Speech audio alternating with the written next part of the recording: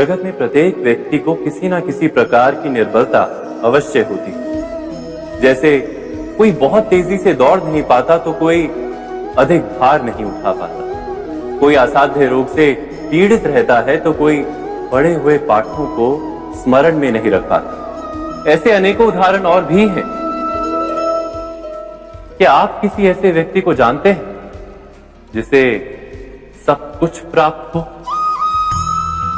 और हम जीवन की उस एक निर्बलता को जीवन का केंद्र मानकर जीते हैं? इस कारणवश हृदय में दुख और असंतोष रहता है सदा। निर्बलता मनुष्य को जन्म से अथवा संजोग से प्राप्त होती है, किंतु उस निर्बलता को मनुष्य का मन अपनी मर्यादा बना लेता है। किंतु कुछ व्यक्ति ऐसे भी होते हैं जो अपने पुरुषार्थ और श्रम से उस निर्बलता को पराजित कर देते हैं। क्या भेद है उनमें और अन्य लोगों में? क्या आपने कभी विचार किया है? सरल सा उत्तर है इसका।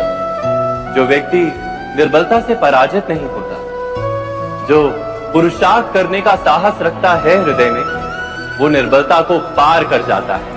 अर्थात निर्बलता अवश्य ईश्वर देता है, किंतु मर्यादा मनुष्य का मन ही निर्मित करता है।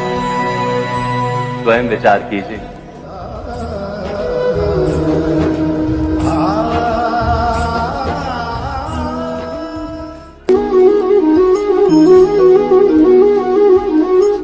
भविष्य का दूसरा नाम है संघर्ष। हृदय में आज इच्छा होती है और यदि पूर्ण नहीं हो पाती तो हृदय भविष्य की योजना बनाता है। भविष्य में इच्छा पूर्ण होगी ऐसी कल्पना करता रहता है, किंतु जीवन ना तो भविष्य में है ना अतीत में। जीवन तो इस क्षण का नाम, अर्थात इस क्षण का अनुभव ही जीवन का अनुभव। पर हम ये जानते हुए भी इतना सा सत्य समझ नहीं पाते। या तो हम बीते हुए समय के स्मरणों को घेर कर बैठे रहते, या फिर आने वाले समय के लिए हम योजनाएं बनाते रहते हैं और जीवन जीवन बीत जाता है। एक सत्य यदि हम हृदय में उतार लें कि ना हम भविष्य देख सकते हैं, ना ही भविष्य निर्मित कर सकते हैं, हम तो केवल धैर्य और साहस के साथ भविष्य को आलिंगन दे सकते हैं, स्वागत कर सकते हैं भविष्य का। तो क्या जीवन का हर पल जीवन से नहीं भर जाएगा? स्वयं विचार कीजिए।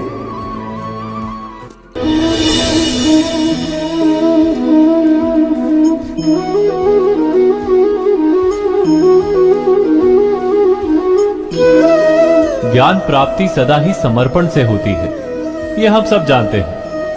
किंतु समर्पण का वास्तविक महत्व क्या है? क्या हमने कभी विचार किया? मनुष्य का मन सदा ही ज्ञान प्राप्ति में विभिन्न बाधाओं को उत्पन्न करता है। कभी किसी अन्य विद्यार्थी से ईर्ष्या हो जाती है, कभी पढ़ाए हुए पाठों पर संदेह जमता है और कभी गुरु द्वारा दिया गया दंड मन को अहंकार से भर देता है। नहीं, क्या ऐसा नहीं होता? न जाने कैसे कैसे विचार मन को भटकाते हैं और मन की इसी अयोग्य स्थिति के कारण हम ज्ञान प्राप्त नहीं कर पाते। मन की योग्य स्थिति केवल समर्पण से निर्मित होती है। समर्पण मनुष्य के अहंकार का नाश करता है, ईर्ष्या, महत्वाकांक्षा आदि भावनाओं को दूर कर हृदय को शांत करता है और मन को एकाग्र करता है। वास्तव में ईश्वर की सृष्टि में ना ज्ञान की मर्यादा है ना ज्ञानियों की। गुरु दत्तात्रेय ने तो गाय और श्वान से भी ज्ञान प्राप्त कर लिया था।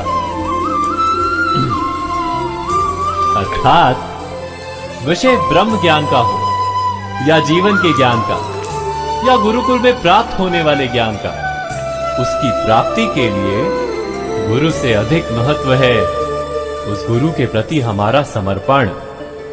क्या ये सत्य नहीं?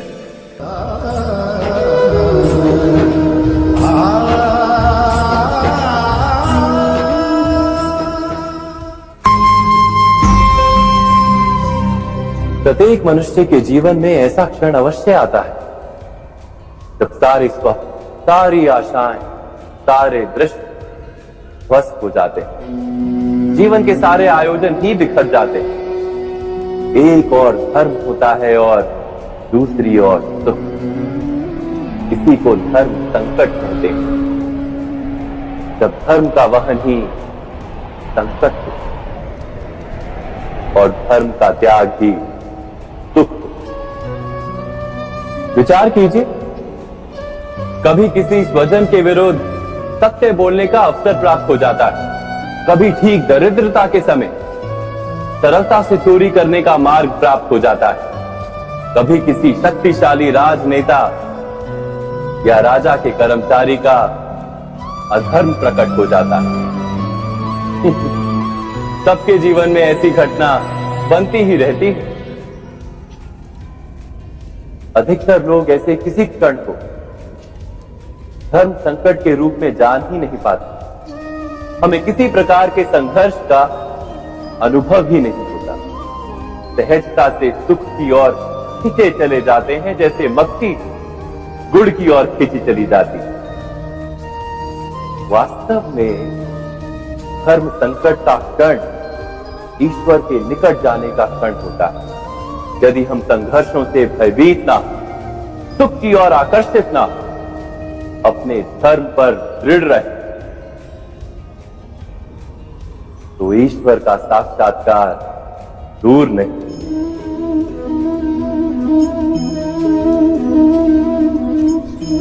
पवन से युद्ध करने वाला पत्ता यदि पेड़ से गिरता है तो भी आकाश की ओर उठता है। पवन से झुकने वाली घास वही भूमि पर रह जाती है। अर्थात धर्म संकट से यदि हम संकट को ही टाल दें तो सुख तो मिलता है, जीवन बढ़ता है, किंतु क्या चरित्र नहीं टूटता? क्या आत्मा दरिद्र नहीं हो जाती? क्या ईश्वर से अंतर नहीं हो जाता? स्वयं विचार कीजिए। दो व्यक्ति जब निकट आते हैं तो एक दूसरे के लिए सीमाएं और मर्यादाएं निर्मित करने का प्रयत्न अवश्य करते हैं। हम यदि सारे संबंधों पर विचार करें तो देखेंगे कि इन सारे संबंधों का आधार यही सीमाएं हैं जो हम दूसरों के लिए निर्मित करते हैं। और यदि अनजाने में भी कोई अन्य व्यक्ति इन सीमाओं को तोड़ता है तो उसी क्षण हमारा हृदय क्रोध से भर जाता है। इन सीमाओं का वास्तविक रूप क्या है? क्या हमने कभी विचार किया? सीमाओं के द्वारा हम दूसरे व्यक्ति को निर्णय करने की अनुमति नहीं देते, अपना निर्णय उस व्यक्ति पर थोपते हैं, अर्थात किसी की स्वतंत्रता का अस्वीकार करते हैं।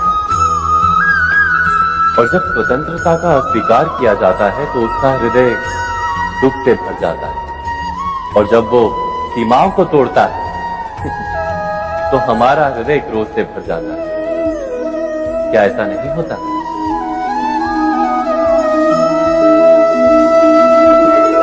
पर यदि एक दूसरे की स्वतंत्रता का सम्मान किया जाए तो किसी मर्यादाओं या सीमाओं की आवश्यकता ही नहीं होती। अर्थात जिस प्रकार स्वीकार किसी संबंध का देह है, क्या वैसे ही स्वतंत्रता किसी संबंध की आत्मा नहीं? स्वयं विचार कीजिए। सबके जीवन में ऐसा प्रसंग अवश्य आता है कि सत्य कहने का निश्चय होता है हृदय में, किंतु मुख से सत्य निकल नहीं पाता। कोई भय मन को घेर लेता है।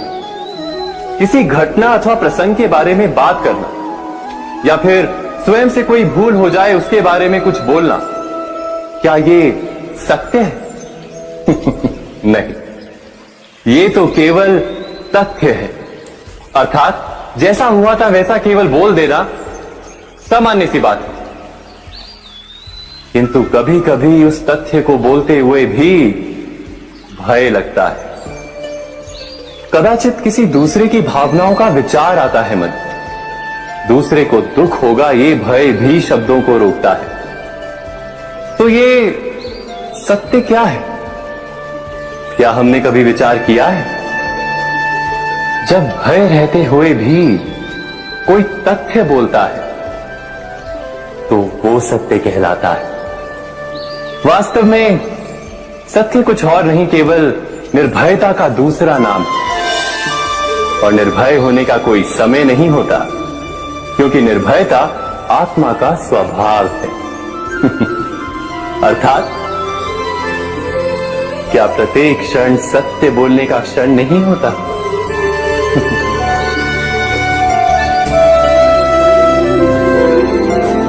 स्वयं विचार कीजिए।